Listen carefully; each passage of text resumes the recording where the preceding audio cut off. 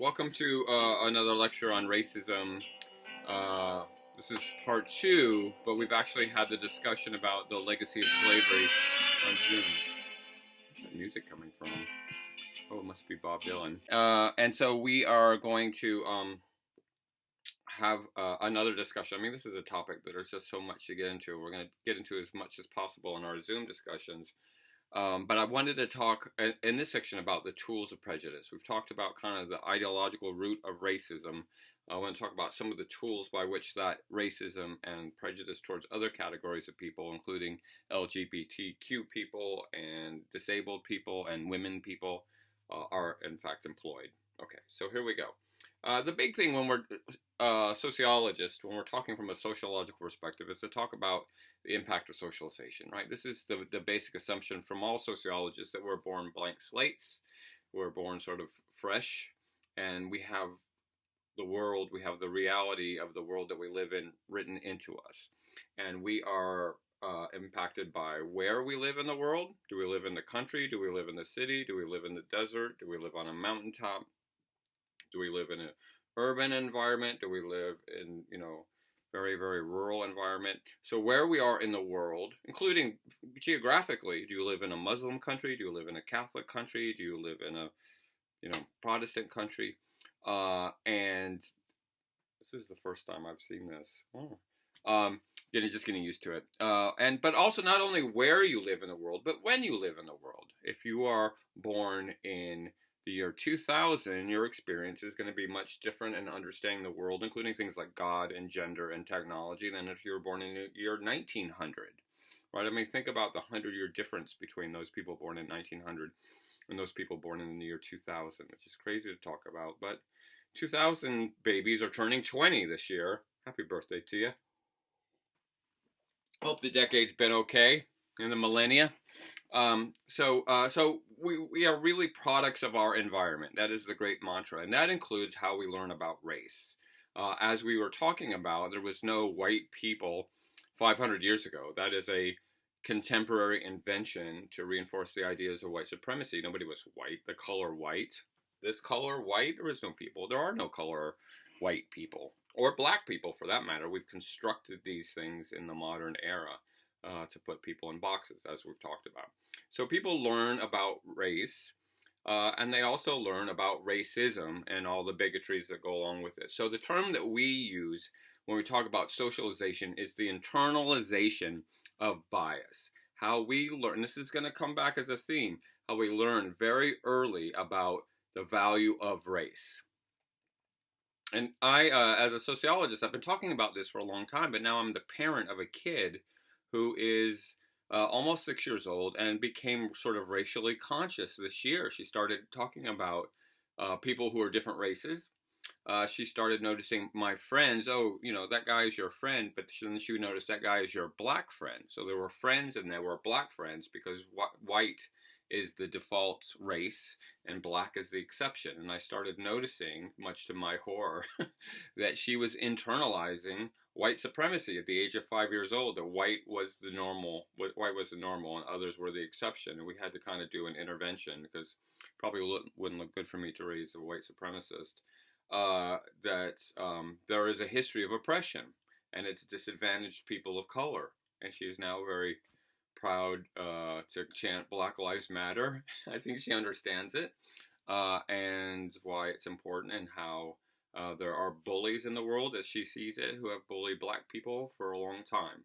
But we internalize those notions of white supremacy. She was just sort of internalizing that white is better. She came up to us one day, and she's, as I've mentioned, is half Mexican, and her mother is very dark, complected, haired, eyed Mexican.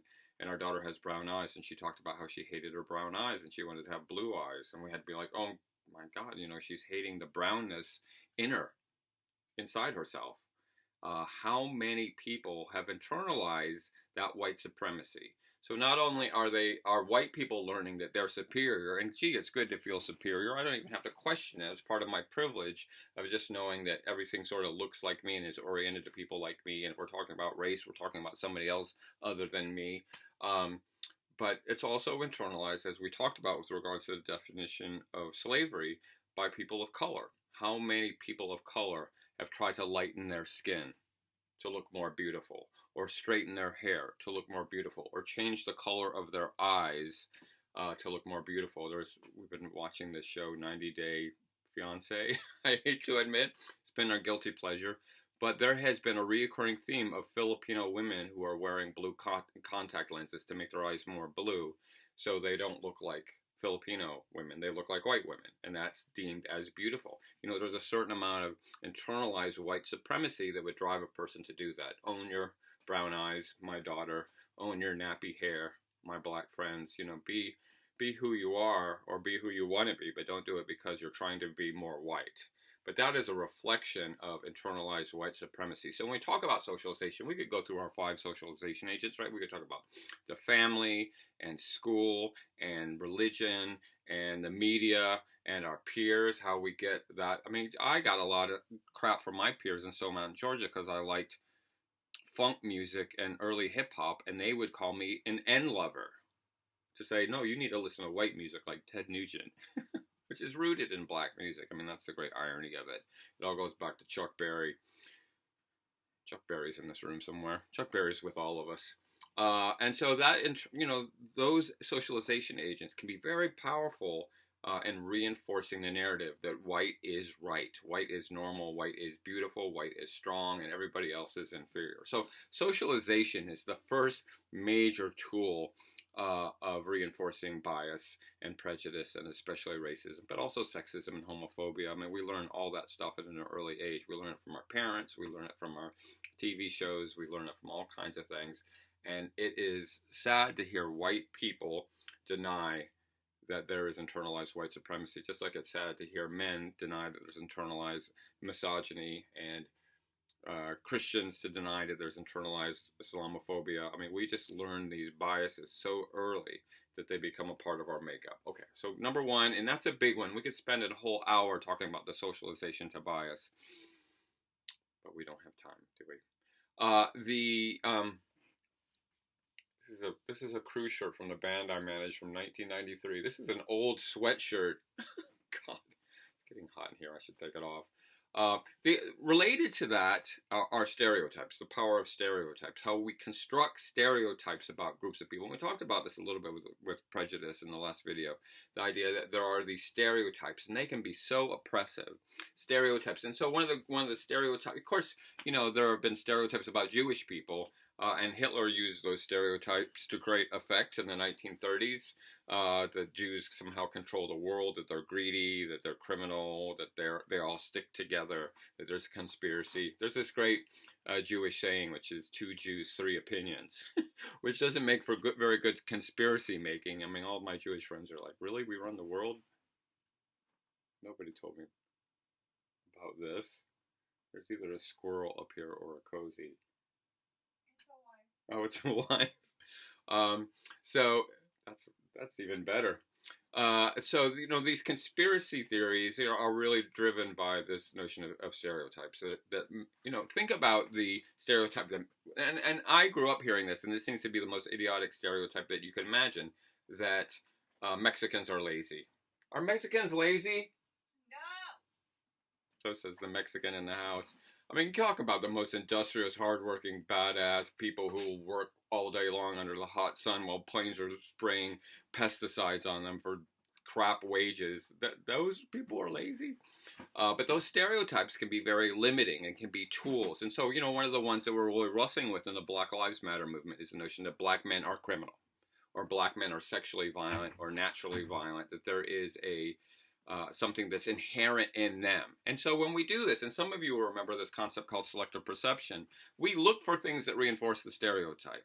We look for things that reinforce the stereotype, and we ignore all the things that don't reinforce the stereotype. So let's take an easy one. Muslims are terrorists, right? I mean, how many times have we heard that over the last 20 years?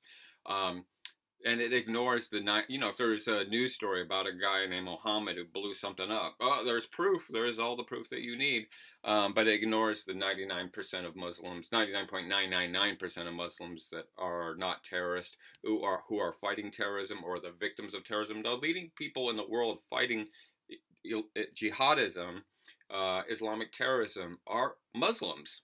but we don't notice them when we want to talk about the stereotype. And also, when we do that selective perception, when somebody who's not a Muslim is a terrorist, we make an excuse for them. White guy blows stuff up, and we have a much bigger problem in America with right-wing domestic terrorists, the Timothy McVeigh types who blew up the Oklahoma City Federal Building, than we do with Muslim terrorists. But when it's them, it's not because they're white or because they're Christian, it's because they're crazy. Something about them as an individual. A Muslim blows stuff up because they are a Muslim. A white person blows stuff up because they're just crazy. It's nothing to do with their religion or the race of it. So we do this a lot with black crime. Black people are criminal because they're black. White people are criminal because they had a bad day. Maybe they had a bad childhood. It's not fair. It's hard being white in America with all this black lives, all that crap. So what we do is we create an attribution.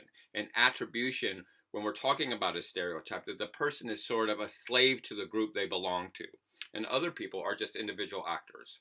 So if you have a stereotype that Asian women are bad drivers, which I've heard before, if someone is a bad driver and they're an Asian woman, it's because they're an Asian woman. And if you have a non-Asian woman, somebody like me, who is a bad driver, he's having a bad day, or maybe he's drunk. It's not because I'm a white male. So the attribution does not apply because there's no stereotype about white males as bad drivers, which there should be. There should be all kinds of stereotypes about white males. So stereotypes are another tool. Third tool, so socialization, stereotypes. The third tool is projection, how we project our guilt onto other people. The things that we've done, we place on them, which is sort of becomes something called scapegoating, where we blame other people for our problems. The famous version of scapegoating, of course, was used by Hitler, who blamed the fall of Germany in World War I and the fall of the German Empire on the Jews. Right? It was the Jews, not the Jews. The Jews. It was all OJ's fault. That we, when Trump said, Mexico is sending their murderers and their rapists here to destroy America, right? That was just projecting our own weakness onto other people and then using it to scapegoat, to explain a very complex problem with a simple answer. It's our fault the economy is in shambles. It's because of decisions that we made, but to be able to project it onto other people. The most famous version of this is the stereotype of the black rapist. And I think this comes up in Degree's book. The majority of rape that happened in the slave days was of white men raping slave women. I mean, it was common. They were expected to exist as concubines. And Thomas Jefferson may have been just as guilty of this as any slave master in the South. And it was just normalized. I mean, it's one of the reasons there's so many complected people who are African American, because Massa was in the slave house. And there were a lot of mulattoes, as they were called then, who were the product of slave master rape and the rape of slaves. It's interesting that there is a stereotype that black men are rapists that didn't exist during the slave days, especially during the Civil War. That you would think, well, all these white men were often off fighting in Gettysburg, leaving their women at home with the slaves, that there would have been all the sort of rape by the white women by these sex-crazed black men who were unguarded. No, there's no evidence of that whatsoever. A historian named Howard Zinn, very famous historian, said when the Civil War was over, then the invention of the black rapist was put out in society. It was put out in the media. If you see films like Birth of a Nation, the 1915 movie, has the black man raping the white woman.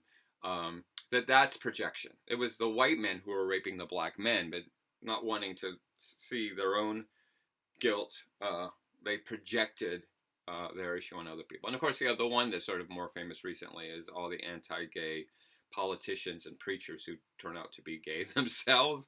I shouldn't laugh because it's sad, but they're down with homosexuality, and then it turns out they've got a little secret, and they get busted in a men's room somewhere at an airport in Milwaukee. Another one that we use, another tool is ethnocentrism, that we judge our culture as the standard of judging cultures, so other cultures are seen as weird. So the food that Americans eat is normal. The food that people in other countries eat is bizarre. Although I just had some awesome sushi from a place called Yakuza. That was like, why why don't more people eat sushi? It's so good. But oh my God, raw fish, those people are weird. Or their religion is not the right. I mean, ethnocentrism and religion go hand in hand. Like, your religion is the one true way of relating to God, and all the other religions are just a bunch of mumbo jumbo, superstition and primitivism and, blah, blah, blah. Every religion, and there's thousands and thousands of religions in the world, and they're all ethnocentric because they think their religion is the one true religion, and yours is, I mean, who's more ethnocentric than missionaries who want to go and save you from your religion to bring you to their religion, which they think is the right religion. So ethnocentrism, and of course we can talk about that with homophobia. I mean, homophobia, besides religious ethnocentrism and racial ethnocentrism and ethnic ethnocentrism, the notion that, hey, normal sex is penis and vagina, and anybody else who varies from that is wrong because this is the normal way of doing it. Anytime you talk about normal, usually getting into ethnocentrism categories. So one of the things I really try to point out, and I've had to stop myself from doing as a sociologist who's interested in culture, is talking about tribes or cultures or any other place in the world as being primitive. That's a value judgment. They're primitive. They're somehow less than. A lot of those primitive people, you got to do air quotes, a lot of those primitive people actually are more together than us crazy people who are obsessed with like getting the latest app and what flavor coffee can we squeeze 10,000 calories into this day? It's just like maybe we're the primitive ones. I mean, really, if you think about it. Also, when we talk about bias, prejudice, and racism, ignorance is just a big part of it. There's just so much ignorance. There's so much that people don't know, who don't know about races other than their own. I mean, there's a lot of people who don't understand the experience of being black in America. A lot of non-black people, especially white people, but, it could be Asian people or Latino people or indigenous people. There's a lot of people that are just ignorant of what it's like to be black in America, the reality of it. And if they were just to sit and listen to any random black person talk about their experience of being, racialized as an African American or as a black person in America, their minds would be blown. But we don't listen, and we just sort of exist in this ignorance. There's ignorance of other faiths. People don't know about Catholicism. They don't know about Islam. They don't know about Mormons. They don't know about Scientologists. I mean, they don't know about a lot of different. So, when you have that void of ignorance, and we're all ignorant. It's not a judgment call. Hey, you're ignorant. But when you don't know, the bad information fills in, the stereotypes and the kind of bad rhetoric about conspiracy theories, and all those people are, And so there's a lot. I mean, I think one of the best things that happened in the world over the last 20 years is the number of people who came out of the closet as gay, bisexual, or transgender, and all of a sudden a lot of people knew a gay person, right? And you couldn't be like, oh, those gay people, they're all perverts and child molesters. And that's, 30 years ago, you just heard that every single day. Now you can't do that because your brother is gay, or your boss is a lesbian, or you work with someone who's transgender, or all of a sudden, that ignorance has been filled in by the experience of an actual living, breathing human being, and it's harder to make those silly bias statements. And then the last one I want to talk about is this notion of implicit bias that I've been hinting at. So we started this discussion with the notion of socialization, that we are socialized from birth, from early on. We're getting messages about whiteness, and we're really focusing on racism here, but so we get the message about whiteness, or we get the message about heterosexuality, or we get the message of what our dominant religion in our culture is, that everyone, where I grow up is Catholic, and Catholic is normal, that we internalize these messages, and they go right to the back of our heads. They go into our subconscious, the place where dreams come from, and where we start experiencing things on a subconscious level. So we internalize this stuff through socialization. The result, though, is it comes out in what we call implicit bias, which is the unthought thought. Implicit means sort of the unthought thought, that we act on these biases, which means it doesn't matter how woke you are, especially around the issue of race, you've internalized white supremacy. And this includes people of color as well. They've internalized the notion that white is perfect, or white is beautiful, or white is better, or white is desirable. A lot of black people who, would gladly walk in a white person's shoes for the rest of their life. Not a lot of white people be like, oh yeah, life would be better if I was black. I mean, really, really, really. So we internalize that, and it comes out. Where does it come out? It comes out in daily interactions, and it might come out in seeing a black person walking down the street, and you're like, whoop. It might come out when I'm hiring somebody. I mean, I've had this experience, and people have such a stupid understanding of affirmative action. Affirmative action, first of all, affirmative action as a hiring program has benefited mostly white women and white veterans. And then you don't hire a black person over a white person who's more qualified. You don't do it. The idea is that you try to, put the word out and make sure that there are underrepresented groups of people interviewed, and then you hire the most qualified person. I mean, I worked with affirmative action at their office at Portland State, and the joke was, don't tell anybody I said this, is you interview a wide variety of candidates, and then you hire the white guy. That's affirmative action. There's no thing about hiring black people over more qualified white people. But anyway, often in that hiring process, people they'll get down to 3 candidates. Let's say you got like 2 white guys and 1 black guy, and they're all equally qualified. And the thought is, you know what, the white guy just seems like he's like me. I want to hang out. I want to hire someone who's like me, that I can have a relationship, that I can have a friend. And I'm not even thinking about it. It's working on a subconscious level. And I've known that I've done this on hiring committees where I've been like, that guy seems like a guy I'd like to have a beer with. Let's go with guy A, because he seems like a good dude that I can be friends with. And I'm not realizing that I'm picking that guy because there has been a message in my head that says white is better. You're white. Pick someone who's white. Get that white guy in. So somebody's out of a job because of my implicit bias. Another place implicit bias pops up is in policing. That policing is, a lot of it is based on an emotional split-second interaction. So let's say I'm a cop and I get a call that there is a burglar in the neighborhood. And I show up and I'm like, all right, this is what I was hired to do. Let's get the bad guy. This is, what people want me to do. And I see an African-American guy maybe coming around the corner. And there's a thing in the back of my head that says black men are dangerous. Black men are a threat. And I am much more likely to pull out my gun and shoot him. White guy coming around the corner. Hey, that guy looks like a white guy. Well, maybe he's the owner of this house. Black guy comes around the corner. Danger, Will Robinson. And I shoot the guy dead. And we have really sad evidence that supports this notion of the police officers, including black police officers who internalize the same message that black males are threats, are more likely to squeeze the trigger and fire a round into a black person than they are a white person. There's lots of YouTube, evidence of white guys with guns, and then the cops are like, hey, how's it going today? Why do you have a gun? Black guy with a gun, shoot first, ask questions later. So implicit bias can literally get people killed. But often it's not that dramatic. It isn't just in what we would call the microaggression, the way that we kind of act around people that we have biases towards, whether they're gay people or Muslim people or transgender people or whatever, but especially minority people. And that microaggression, micro just means interaction on an individual level. It doesn't mean it's small. A microaggression could be a comment or a joke or body language, has a result, and that result is trauma. So let me just give you a scenario to try to illustrate this instead of going into a big discussion about it's getting hot in here. Summer is finally coming. So microaggression is something that happens all the time, and we all do it. So I'll give you an example that I was guilty of. But it was something that, in a weird way, I'm glad happened because it allowed me to reflect on how this works. I guess it was 2 years ago. I was taking my daughter Cozy to daycare, and I took her a little bit earlier than I normally go.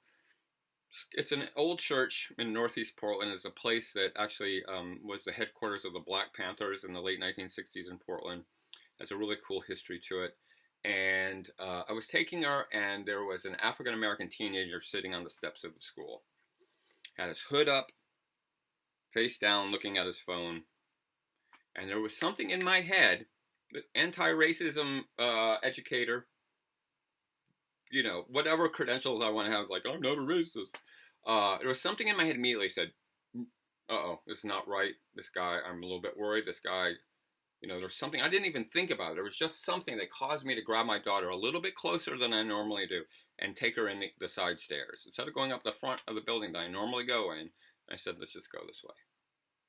Okay, there's something going on, and I feel some freaky vibe. I dropped her off, and I came out, and that kid was getting on a school bus. He was sitting there waiting for his school bus, the most innocent thing in the world. And the first thing that I thought was, holy shit, I just committed a microaggression against this guy.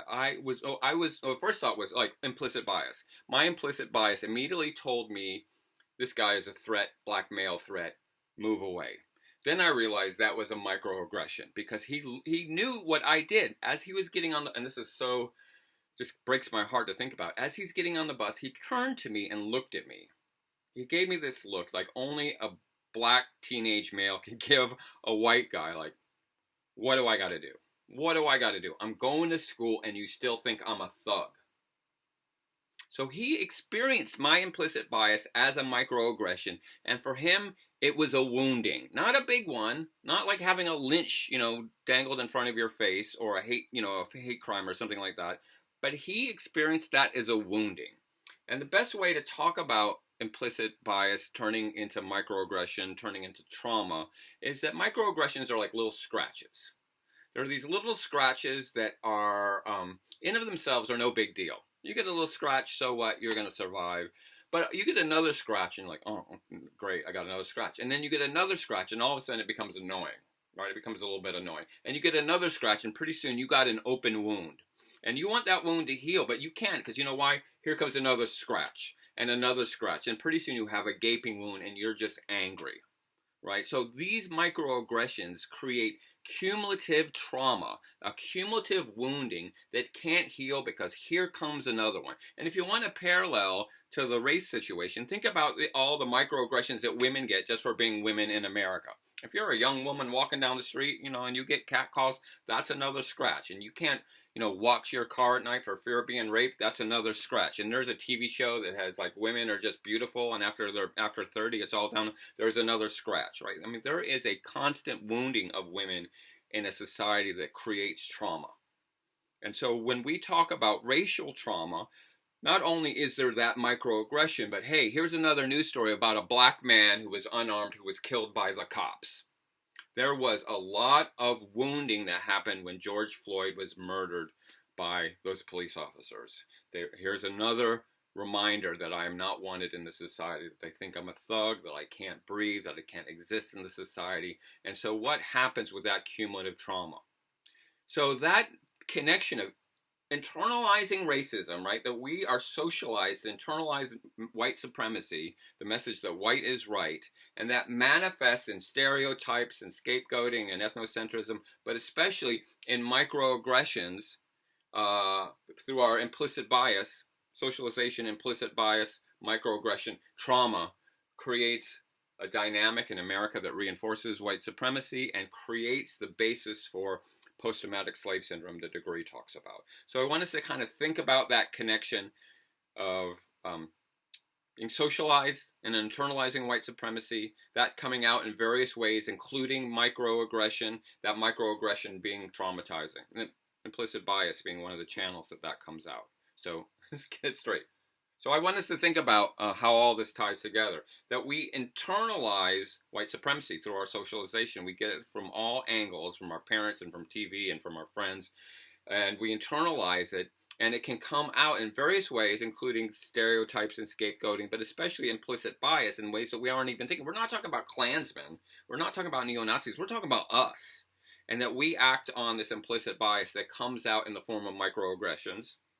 And that microaggression is traumatizing to people who are the recipients of that, whether it's women or gay people, or in this case, talking about African Americans. And there is a cumulative impact of all those scratches in the form of trauma.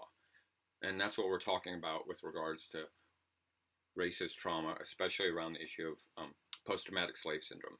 Okay, hope that makes sense. There we go. We've got a quick little question coming up at the end, and we'll get into how this relates into the issue of hate crimes in our next lecture video. Okay, peace. It's hot in here.